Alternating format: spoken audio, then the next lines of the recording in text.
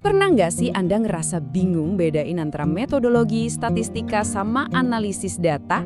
Kalau iya, tenang aja, Anda nggak sendirian. Ketiga pilar penelitian ini emang sering banget kedengeran mirip dan bikin pusing. Nah, dalam beberapa menit ke depan, kita bakal coba urai benang kusut ini biar semuanya jadi jauh lebih jelas. Yuk, kita mulai. Oke, kita langsung aja ke pertanyaan utamanya. Yang Anda lihat di layar ini pertanyaan yang umum banget loh, bahkan buat para peneliti sekalipun. Mana sih yang harus duluan? Mana yang cuma jadi alat bantu? Kadang semuanya terasa tumpang tindih. Tapi jangan khawatir, kita akan pecahkan misteri ini bareng-bareng. Biar konsep-konsep yang abstrak ini jadi lebih gampang dicerna, kita bakal pakai satu analogi yang kuat banget, yaitu membangun gedung pencakar langit. Coba deh, bayangin penelitian Anda itu adalah sebuah proyek konstruksi yang super megah. Oke, dalam setiap proyek bangunan besar, pasti ada dua peran yang paling fundamental. Ada sang arsitek, si perancang, dan ada juga tukang, sang pembangun. Nah sekarang, mari kita lihat gimana dua peran ini berlaku di dunia riset. Gini Matt, metodologi penelitian itu ibarat sang arsitek. Dia itu sang visioner yang pegang blueprint atau cetak birunya. Dia nggak megang palu atau bor, tapi dialah yang merancang keseluruhan bangunan, menentukan filosofi di baliknya, dan yang paling penting menjawab pertanyaan, mengapa kita membangun ini dengan cara seperti ini. Terus statistika itu apa? Nah, statistika ini adalah si tukang, lengkap dengan semua kotak peralatannya. Dialah eksekutor di lapangan yang fokusnya ke pengukuran teknis yang presisi. Berapa sih beban yang bisa ditanggung sama balok baja ini? Fondasinya udah cukup kuat belum? Statistika itu menjawab pertanyaan-pertanyaan teknis.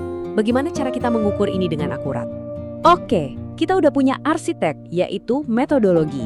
Kita juga udah punya tukang, yaitu statistika. Tapi kan ada satu istilah lagi nih yang sering bikin bingung. Analisis data. Di mana ya posisinya di proyek pembangunan kita ini? Nah, untuk menjawab itu, kita ganti analogi sebentar biar gambaran besarnya makin lengkap. Coba lupakan dulu soal proyek konstruksi, sekarang kita pindah ke dapur. Analogi ini ngejelasin semuanya dengan pas banget. Langkah pertama, metodologi itu adalah resep masakan Anda, panduan utamanya. Langkah kedua, statistika itu adalah semua alat dapur Anda, mulai dari pisau, kompor, sampai timbangan. Terus analisis data, nah itu adalah langkah ketiga, yaitu proses memasaknya itu sendiri. Momen ketika Anda benar-benar pakai alat untuk ngikutin resep. Jadi, poin kuncinya di sini adalah analisis data itu jembatan yang mengubah data mentah, ibaratnya bahan-bahan masakan Anda, jadi sebuah hidangan matang. Berupa kesimpulan, ini adalah proses aktifnya, mulai dari mengolah, memasak, sampai menyajikan temuan Anda. Sekarang karena kerangka besarnya udah jelas, yuk kita bahas cepat beberapa pasangan istilah penting lainnya, biar nggak ketukar lagi. Anggap aja ini kamus saku buat penelitian Anda. Pertama, metodologi versus metode. Gampangnya gini, metodologi itu pemikiran strategisnya, alasan kenapa Anda memilih sebuah pendekatan.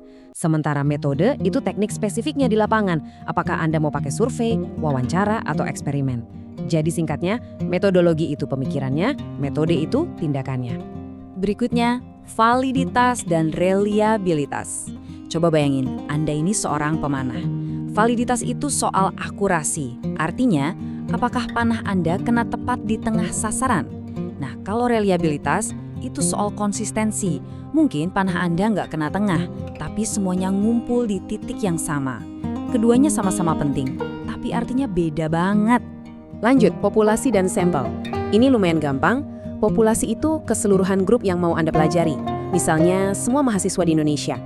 Nah, karena nggak mungkin meneliti semuanya, Anda ambil sampel, sebagian kecil yang bisa mewakili seluruh grup itu, supaya risetnya jadi efisien dan bisa dilakukan. Terakhir, di dalam dunia statistika ada dua cabang utama. Yang pertama, statistik deskriptif. Ini tugasnya cuma merangkum data yang udah Anda punya, misalnya ngitung rata-rata atau bikin grafik. Nah, yang kedua, statistik inferensial. Ini jauh lebih berani. Dia pakai data dari sampel kecil Anda buat bikin kesimpulan atau prediksi tentang populasi yang jauh lebih besar.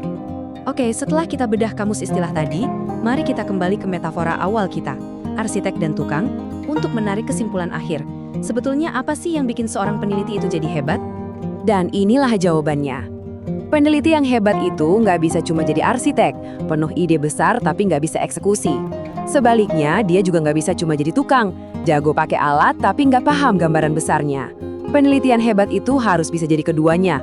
Seorang visioner yang merancang, sekaligus eksekutor andal yang membangun. Kutipan ini merangkum semuanya dengan sangat baik.